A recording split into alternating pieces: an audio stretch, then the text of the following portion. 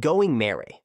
Let's go back to the humble beginnings of the Straw Hats, back when they didn't even have a ship, just dreams and a tiny rowboat powered by raw chaos and zero planning. It wasn't until the Syrup Village arc that their real journey started floating. Literally. After helping Kaya escape the claws of Captain Kuro and the Black Cat pirates, the Straw Hats didn't just walk away with good karma. They sailed away with their first real ship. Going Merry.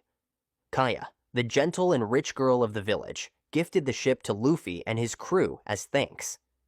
And this wasn't just any hand-me-down boat either.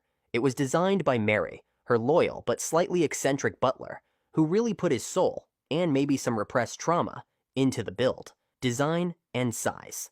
Let's talk about the Merry's design. Now, don't expect any grand blueprints or futuristic engines here. This was a ship built with love, not tech. The most iconic part? That goat-shaped figurehead. You look at it, and it's like the ship smiling at you, even while sailing through cannon fire. It gave the Going Merry a personality from day one. It didn't look menacing, but that was the point. It was a ship for underdogs, not warlords. It had this storybook vibe, something that said, yeah, we might die in 5 minutes, but we'll look adorable doing it.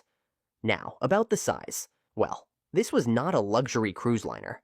The Going Merry was built for a small crew, 5 to 7 people tops, and even that was pushing it when you had Luffy treating the deck like a trampoline, and Zoro napping literally everywhere.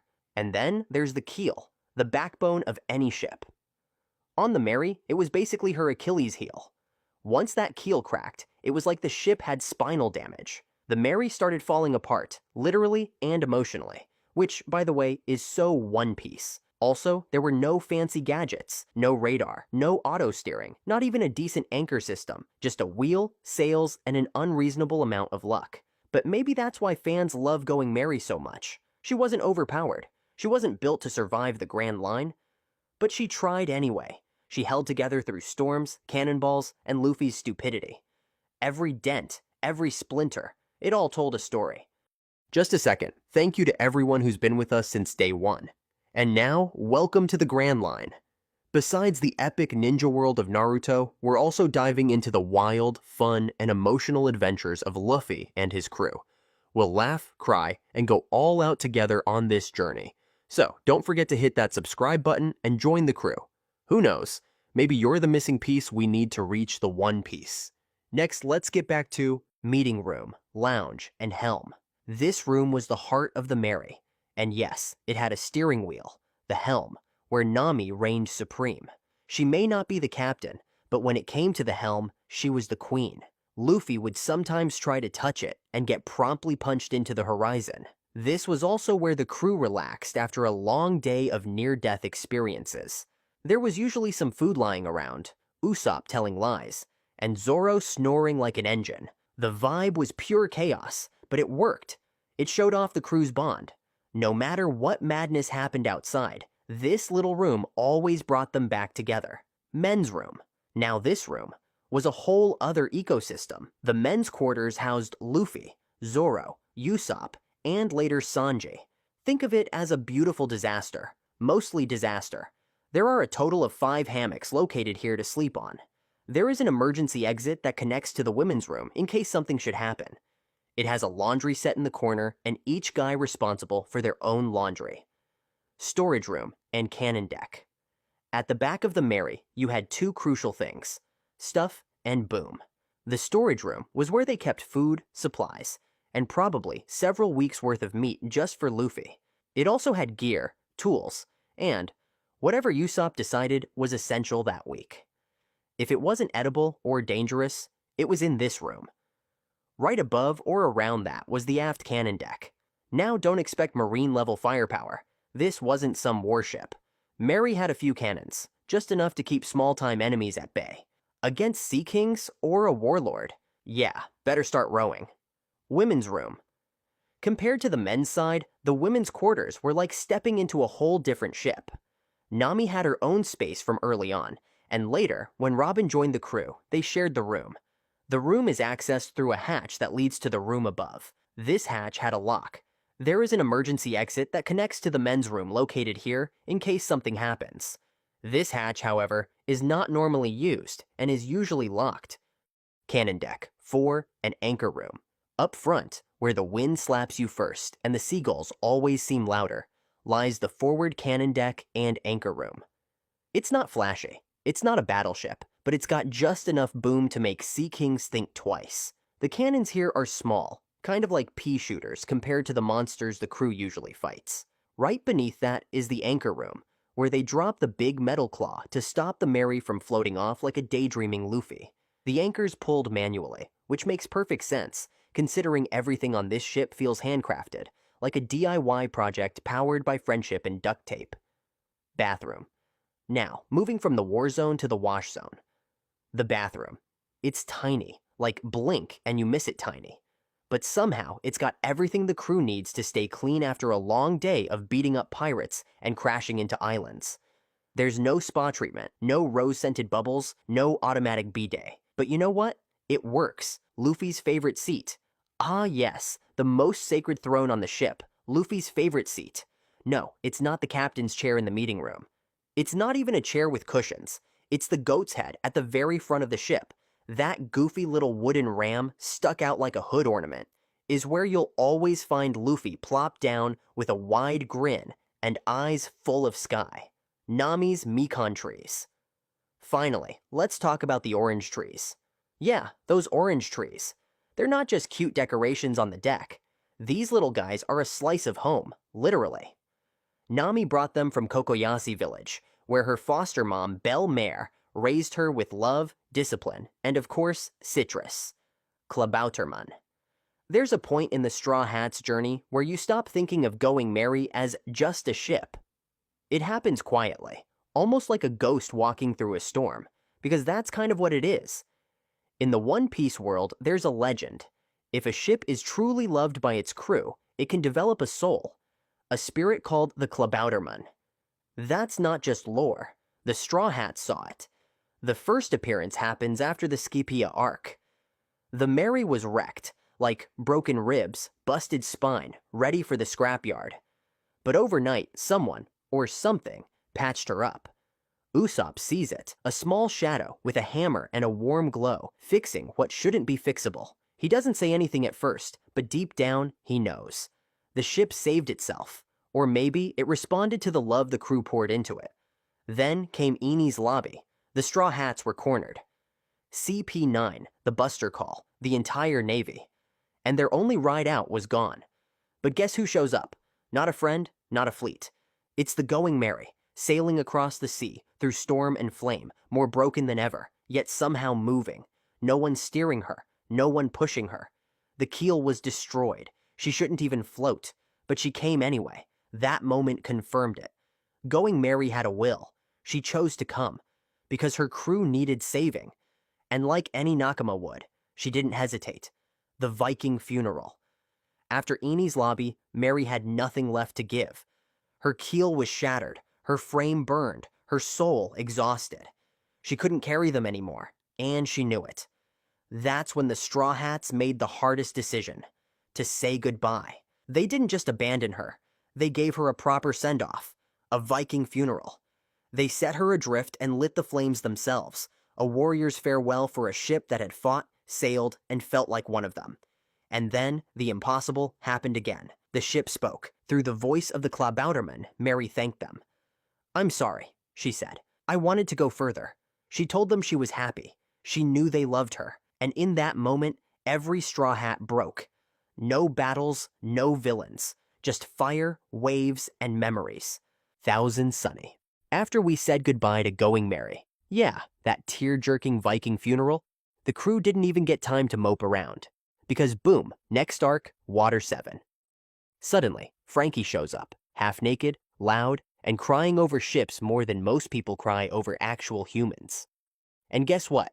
That crazy cyborg carpenter builds us the Thousand Sunny. But not just him, the entire Galley Law Company joined in. You know, Iceberg and the Water 7 pros. They basically said, you want a ship that can survive the new world? Say no more. And then they gave us this beast. Now here's the part that hits hard. Sunny isn't built from regular wood. It's made from atom wood. That legendary timber. Yeah, the one used for Gul D. Rogers' ship, the Oro Jackson. So already, the Sunny comes with pirate royalty DNA. Frankie named it the Thousand Sunny. Why? Because it sounds like you're gonna sail through 1,000 storms and still come out with sunglasses and a smile. It's not just a name, it's the dream. Full send, no fear, straight into the Grand Line and beyond. Design and size. Now compare this to Going Merry. It's like going from a cozy food truck to a full-on pirate cruise ship. Sunny is massive. Not overkill, but just right for the Straw Hats and their ever-expanding chaos. 10 members, multiple rooms, and an actual freaking dock system. Yeah, Frankie built a mini harbor inside the ship. The Soldier dock system can launch a mini sub, a paddle boat, and even a bike. Man turned the ship into a portable theme park. Material-wise, again, Adam wood. You don't get better than that. It's resistant to cannon fire, monster bites, and Frankie-level explosions. Basically, this ship can slap a Sea King and survive. Now for the power, cola. Yes, the fizzy stuff. Sunny runs on soda like it's a hyperactive child. Frankie literally chugs cola into the engine room, and boom, you get Kuda Burst, the figurehead. Let's talk about that lion head on the bow. Some say it looks like a lion, others say it's just a very aggressive sheep. Either way, it's huge, bold, and 100% Straw Hat energy. Frankie carved it himself, and you can tell. It's proud, wild, and has just the right amount of derp in the face. And Luffy? Of course he made it his favorite spot. Just like the goat head on Merry, he climbs up there to sit, dream, and shout, "I'm gonna be king of the pirates," at passing seagulls. It's symbolic. Same habit, new chapter. After the time skip, Frankie installed searchlights in the eyes of the lion figurehead. Helm. Back on Merry, Nami was steering that poor ship with hope and vibes. But now, she's got a real helm. Modern, sleek, built with love, and cola. This control hub is top tier. Frankie and Iceberg designed it with precision. You get responsive steering, storm-level stability, and gadgets that help you read weather patterns and sea currents. No more guessing if that cloud is just rain or a Sea King fart. Anchors. Remember the old days? When Usopp had to throw the anchor like he was entering the Strongman Olympics? Yeah, no more of that. Sunny's anchors are mechanized. Press a button, and bam!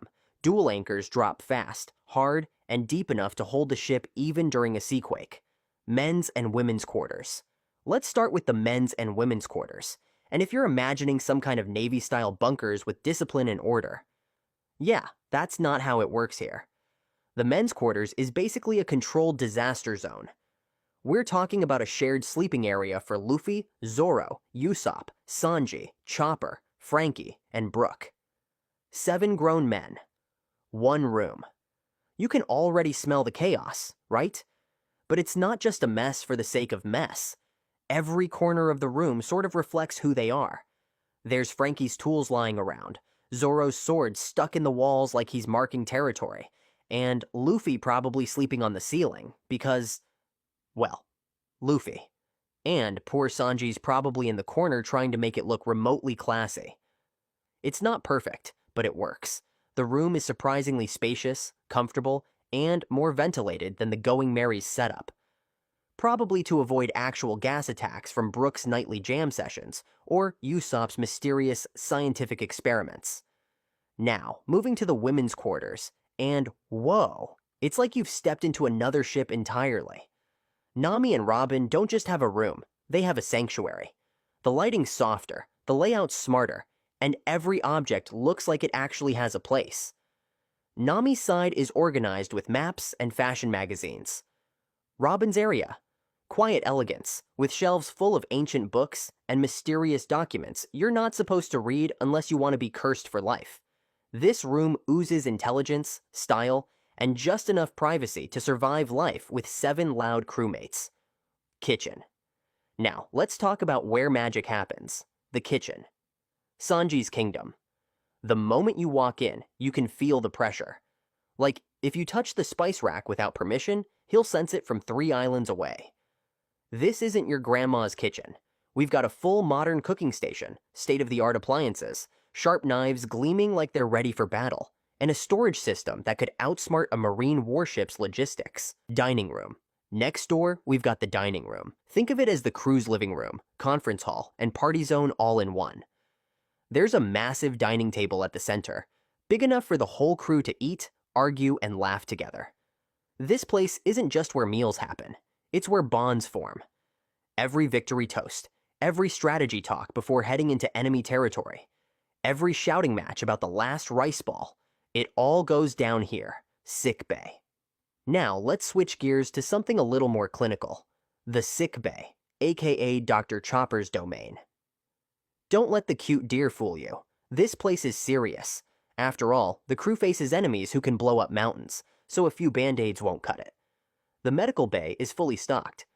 Surgical tools, medicine cabinets, IV systems, everything you need to patch up a guy who's been punched through a wall. There are proper hospital beds, not just hammocks, advanced diagnostic equipment, and even quarantine space in case Brooke brings home a ghost virus or something. Chopper's setup proves how much they've grown. This isn't the old days where he had to do surgery on a rocking table in a snowstorm. Aquarium bar.